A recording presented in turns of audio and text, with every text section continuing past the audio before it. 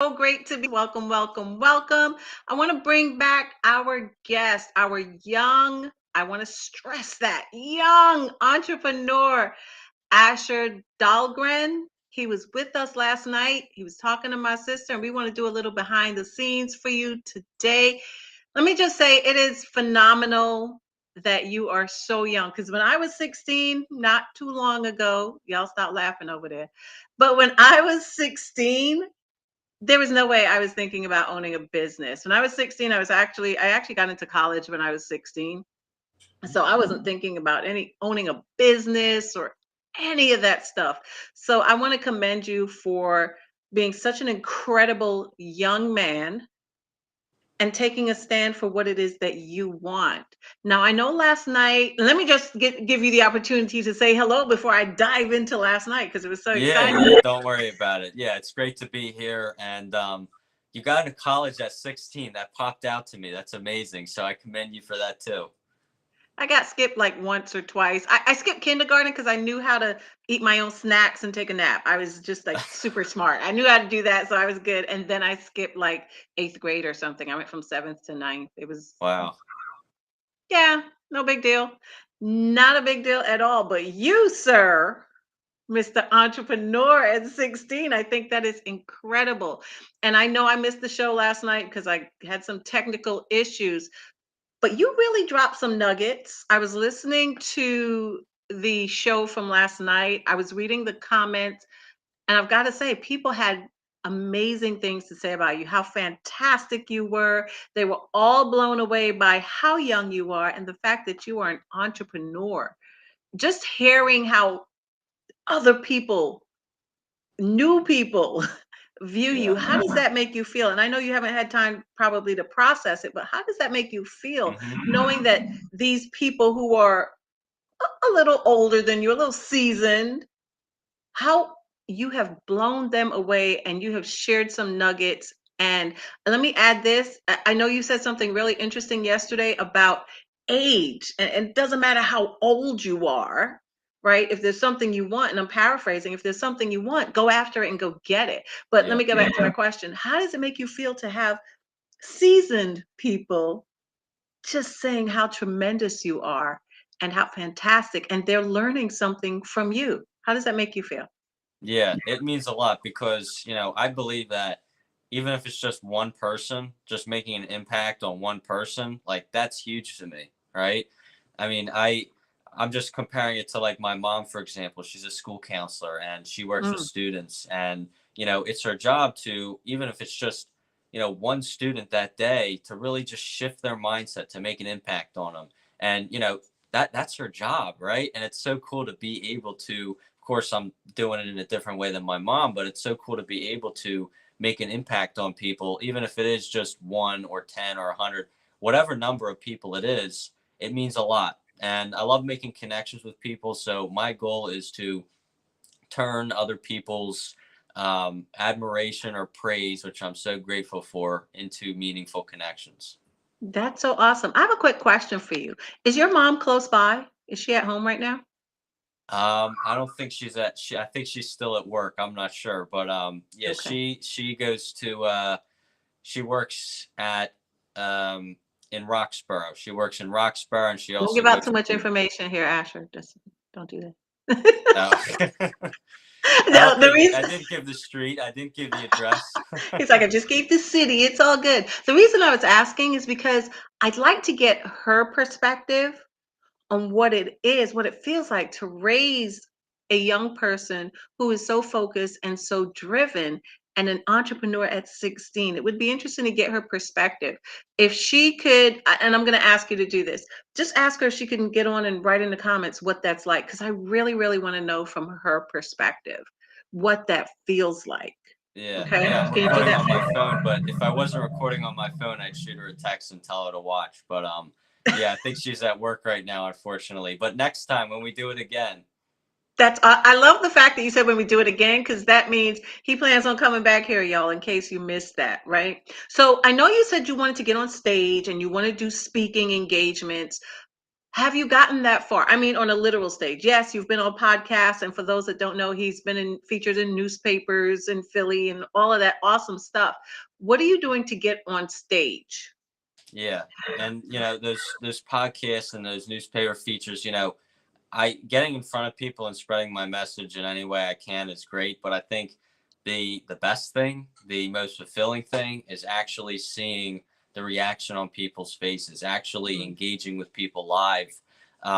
And so, just being able to speak in front of people is ultimately what I want to do when I'm older. And so, I've already started speaking at some business events for students. DECA is a business club that I'm in, and mm, I spoke there. I sometimes speak in front of classes. There's marketing and business classes that I go to, but I'm really looking to take that smaller scale larger, right? mhm. And so I did recently create a website. I haven't really promoted it that much yet, but AsherDahlgren.com, just my name. And I talk a little bit about myself on there, some topics that I can speak on. But yeah, I'm really looking to, in the greater Philadelphia area, and if it's a virtual event anywhere, just get in front of people and make that impact. See people's reactions live. That means so much to me. That's incredible. I love that. Now, do you have people coming up to you, people that recognize you and they know what you do? Do they come up to you and say, "Hey, I want to learn to do what you are doing now"? Do you have people do that? Yeah, yeah, absolutely. And I think those are the people that are my team members, the Mm, people that work for Dahlgren Social.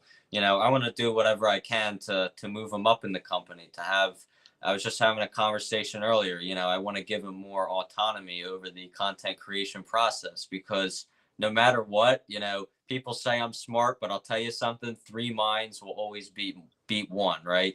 So I really want to bring in other people and help them sort of elevate to the level that I am in my business. Um, so I think my team members, I definitely want to make an impact on and bring people in that way. But maybe marketing or business isn't someone's interest, and I'd mhm, say that I could still make a difference with those people because I think what unites us all, regardless of our interest, is our desire to carve our own path, and mhm. that's really what I want to instill. Wow. So you dropped some nuggets there. Let me just refresh it for our audience, our listening audience. He said three minds are better than one. And what that says to me is Asher is all about communication, community. And he's Yes. like, you carve your own path. Like, I get to do that. I don't have to let someone else decide what my path is. How do you carve your own path? How did you get to carve your own path?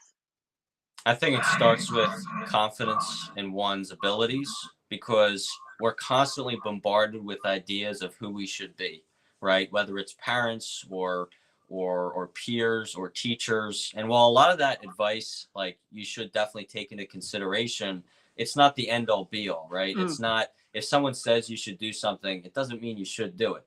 Take it with a grain of salt. Or if there's someone credible, you can take it as something larger. But I think that what people need to know is, regardless of what people say, do what you really want to do. Do what makes you get up in the morning, right? So I think once you find that thing, just go after it. And that's how you actually carve your own path. And I think a lot of students my age aren't really sure what gets them up in the morning. And I was just off of a call. I told somebody, I said, the fact that you don't know what you want to do, that's a blessing because you mm. get to explore so many other things. When you know what you want to do, you're burdened with just that, but you get to explore. So I think that that's an exciting thing for young people. Yeah, I've got to say, I love that because something that I used to tell my students is I said, what can you put on a blank wall? And most of them would tell me specifics. You can hang pictures and this and that. I'm like, great. You can put anything you want to on a blank wall, right? You get to Mm-hmm. create whatever it is. And it's the same thing with your path. And that's what I'm hearing you tell our audience is that you get to create that, whatever it is. And also, if guess what? If you don't like what's on the wall, do you get to change it? Yeah, You get to change it. you get to You get change to it. decide, right? Because we may think we want something, and Asher said this, you may think you want one thing, And then as you grow and have different experiences, it becomes something else. Your what led you before has kind of shifted a little bit. And one thing I want to add to what Asher said is it's the skills that you learn that in one area that you can transfer into other areas, Hmm. right? Yeah. So Asher has leadership skills. Let me let y'all know this. Why? Because he said three minds are better than one. That means he doesn't have an issue sharing, and he wants to see his employees or his team members, right? I want to use your words, grow and have their own and become better. That, ladies and gentlemen, is one of the attributes of a leader. A leader doesn't want to promote self. They want to promote and make better the people they work with, their other team members. So Yeah. did I say it Yeah, correctly? you summarized it perfectly. Absolutely. And I think that, we might not have our own business. We might work for somebody else, or we might, you know, taking care of your kids or being a student. We all have unique lives and responsibilities. But I think, again, with the principle that can unite us all is there's always ways to uplift the people around you and share with the people around you, be it knowledge or whatever. Um, you know, like being parents, that's a huge responsibility to uplift your kids, right? And even just working as part of a team, when you work for somebody else, there's so many opportunities to share what you know. So I think what people underestimate is the power of their own word. And the key to that is just speaking up, right? Sharing with others, because you can uplift people and not even know it. Wow. We're going to stop here on that note because he said it is about uplifting other people. The power is in your words. Think back, guys. We had this conversation a couple of episodes ago when Reg and I were talking about your words create your world. You Hmm. speak it into existence. You can either speak life or death. A young man just said the exact same thing that two seasoned women said. Listen, the children shall lead us. He's here leading, right? He's dropping golden nuggets on every single one of us. My challenge to you is, are you listening? And if you are listening, not hearing, because you got two, but listening, paying attention, what are you going to do about it? What action are you going to take? Because this young man is clearly not afraid to get into action.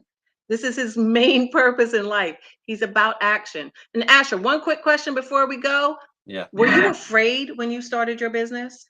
Absolutely. I think that doing anything worthwhile, you have to be afraid. You have to have uncertainty. You have to get outside of your comfort zone. The first times that I started cold knocking on doors or even performing my service, my first couple of clients, I wasn't completely educated or seasoned. I like that word seasoned. Um, it takes time, right? And now Mm. that we have 8 clients, it's second nature to me, content creation. Now that I've talked to so many business owners, it's second nature to me doing it again. But as we conquer our fears starting out, there will always be greater mountains, greater hurdles. And Mm. for example, me right now, it's growing the team, right? Sometimes there's uncertainty with that. How do I grow my team? How do I, pivot to grow my business, bigger than just myself? And so there will always be new obstacles and new hurdles, especially at the beginning. But anything worthwhile is going to require some fear.